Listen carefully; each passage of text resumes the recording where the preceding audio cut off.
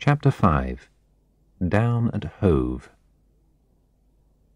The grey waves sucked at the stony beach.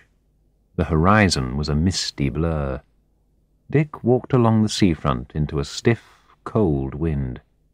Spray from the sea, mixed with icy rain, lashed his face. It was only 3 in the afternoon, but the sky was already dark. Soon it would be evening, then night. Another endless night to be spent alone. He made his way unsteadily back to his small flat in George Square. The square was impressive. The grand Regency-style houses took up 3 sides of it. The 4th was open to the sea. A public garden occupied the centre. His flat was on the 3rd floor. It comprised a living room, a bedroom, a study, a small kitchen which smelt of old cooking oil, and a tiny bathroom with noisy plumbing.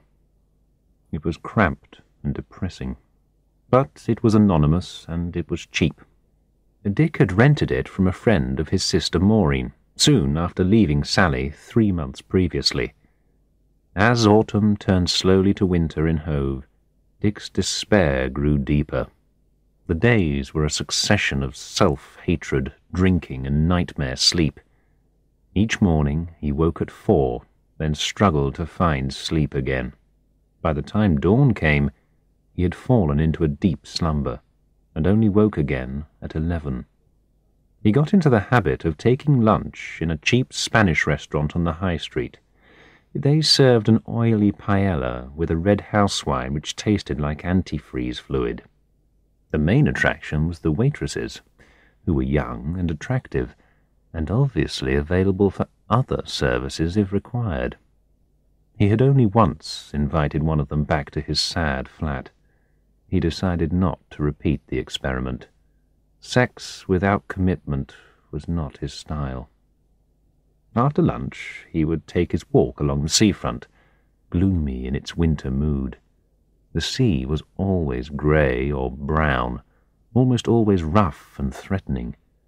The sad hotels and boarding houses sulked in the winter light. Hove was a forlorn mixture of the genteel and the shabby, of retired civil servants and unemployed teenagers. In the afternoons he tried to write. At first he had thought about writing his memoirs. He quickly realized that no one would be interested in reading them. He then began writing poetry. It was intensely personal. It was confused. It was certainly not likely to be published, but in some ways it kept him from going mad.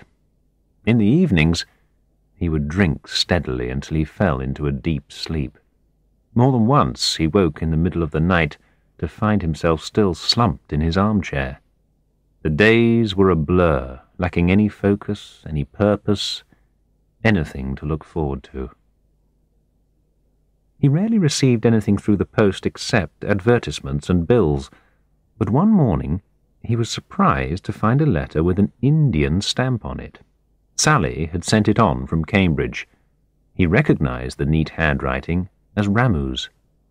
Ramu, short for Ramanathan, had been his personal assistant in Madras, a sort of secretary, adviser, and confidant rolled into one. He had also become a good friend. Dear Dick, I hope all is well with you and with family members also. I have been worrying a little because we have not been hearing from you for some time now. Suresh and others have been asking of you also. Please send us your news soon to relieve our worries. I am fine, but I have been transferred by Mr. Mann to registry. It seems he prefers someone recommended by Vish as an assistant. I wonder why. Otherwise, things are running much the same way. The factory is doing well, but the Hosur factory project has been suspended. Something to do with changing contractors, but management does not tell us what. There is a rumor that Vish is renegotiating the contract with some other company. That will be interesting, will it not? People also say that Mr. Lennox will soon be returning to London on promotion. You remember Nagarajan in the accounts department? You helped him out when his wife died. Well, he has also taken early retirement and gone back to his hometown near Bangalore. He is a broken man. All along I have suspected something, but now I am sure. The reason you and Nagarajan were sent on early retirement is definitely some sort of plot of Vish and Molly's. They somehow persuaded Lennox to get rid of you. How do I know this? I will tell you. Number 1. Before you went to Delhi that last time, Molly had also gone. She said that she was on sick leave, but I have found on the file the receipt for the air ticket. In central filing we can discover many things. I checked with Pal in the Delhi office, and he remembers seeing her in Lennox's office at about that time. Number 2. I have also overheard some interesting conversations. One day, I heard Vish threatening Nambiar in accounts. You do what I told you, or I'll arrange for you to take early retirement too. On another occasion, I overheard Molly telling one of her friends that Mr. Man was not like you. He knew how to behave himself. He had learnt his lesson from what had happened to you, she said. Number 3. I have also obtained a personal note from Lennox to Vish. Don't ask me how I came by it. In central filing you can sometimes find things which ought to have been destroyed. Anyway, it is obviously about you. It agrees with Vish that something has to be done urgently because you were getting too curious, especially about the Hosur factory project. I will show it to you one day if you wish. What does all this mean? It means that they were all in it together. It means that they all wanted you out of the way. Maybe you can understand why, but it is not yet clear to me. Anyway, I thought you should know about it, in case you can make some sense of it. I hope I have done the correct thing by informing you of same. I will write another letter when I hear from you. All your friends here join me in sending very sincere greetings to Sally and to your good self. Yours, Ramu. The letter was dated 15th of October, so it had taken some time to arrive.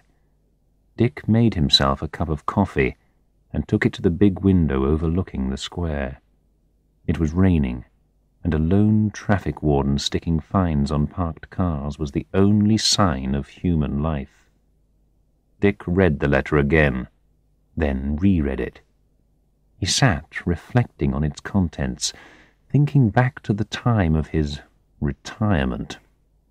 He forgot to go out for lunch, and it was 3 in the afternoon before he got up from his desk. He grabbed his coat and went out for a long walk along the seafront. He felt he was thinking more clearly than he had for months. The letter had confirmed all of his suspicions, and, as he walked, his thoughts were a mixture of happiness and anger. He was happy that he still had some friends back in India, and angry that he was right about the connection between the Vishwanathans and Lennox. His thoughts then turned to revenge, and by the time he returned to the flat, his mind was made up. He would find out what lay behind the relationship between Lennox and the Vishwanathans and make it public.